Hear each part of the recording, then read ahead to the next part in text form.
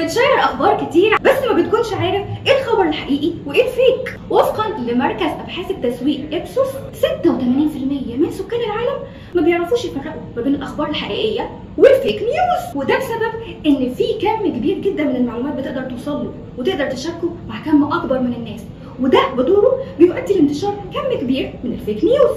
الفيك نيوز الاخبار الخاطئه والمزيفه التي لا تستند لاي مصادر او حقائق او اقتباسات. والفيك نيوز نوعين اساسيين. النوع الاولاني الميس انفورميشن، الاخبار الخاطئه اللي مش بيكون الهدف من وراها الاذى او الضرر، زي مثلا انك تقرا على السوشيال ميديا ان الدنيا هتمطر واليوم يعدي والدنيا ما تمطرش، او ان تامر حسني وبسمة ابو سيف هيرجعوا لبعض وبعدين ما يرجعوش لبعض ولا حاجه، ما دام ان بابليك يبقى سوت. اما بقى النوع الثاني وهو الاخطر الديس انفورميشن، الاخبار المضلله واللي بيكون الهدف منها احداث الاذى والضرر، نشر الخوف والذعر وعدم الثقه بين الناس.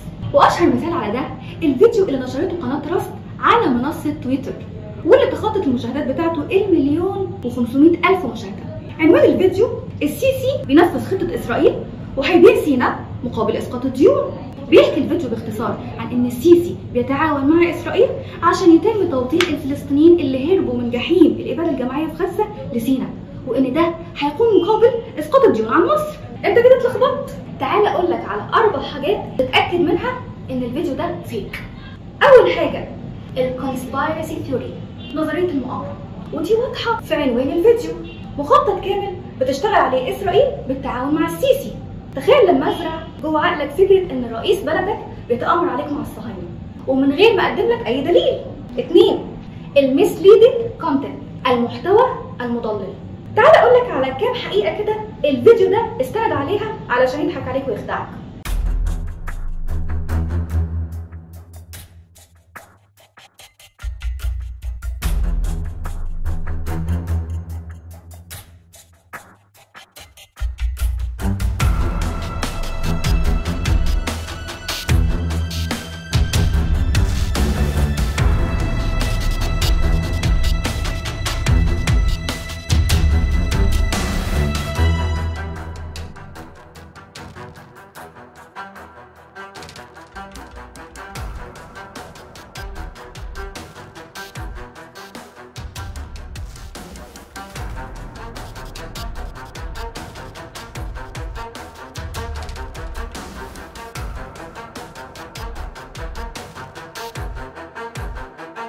ثالث نقطة انه بيقول لك ان السيسي رافض كده قدام الناس لكن المخطط شغال. خدتش بالك من حاجة؟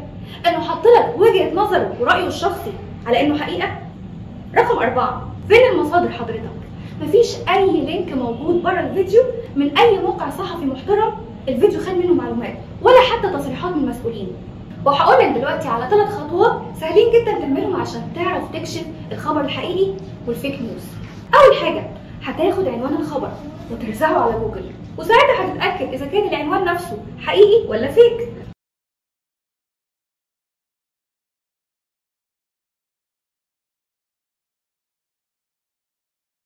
2 عشان تتأكد إن الموقع اللي أنت هتشير منه الخبر ده إذا كان موقع ثقة هتاخد URL بتاعه وتحطه في موقع اسمه دومين بيج داتا. ساعتها هتعرف معلومات عن الموقع وهتتأكد إذا كان الموقع ده فعلا ثقة ولا مكان لنشر الأخبار الفيك. وبالمرة كده حاول في طريقك على مواقع متخصصة لكشف الأخبار الكاذبة، وعندنا مواقع عربي زي ده بجد وفتبينوا وما تصدقش، وعندنا كمان مواقع إنجليزي زي factcheck.org. 3 ما تقبلش أي خبر من غير مصادر، ولازم تتأكد إن المصادر ليها علاقة بالخبر. وعشان تتأكد من المصادر بتاعتنا أنا سبت لك كل المصادر في الديسكريبشن بوكس تقدر تطلع عليها زي ما أنت عايز. لو عجبك الفيديو اعمل لايك وشير وسبسكرايب، واشوفكم في فيديو تاني. تحياتي سوزان سعيد، باي باي.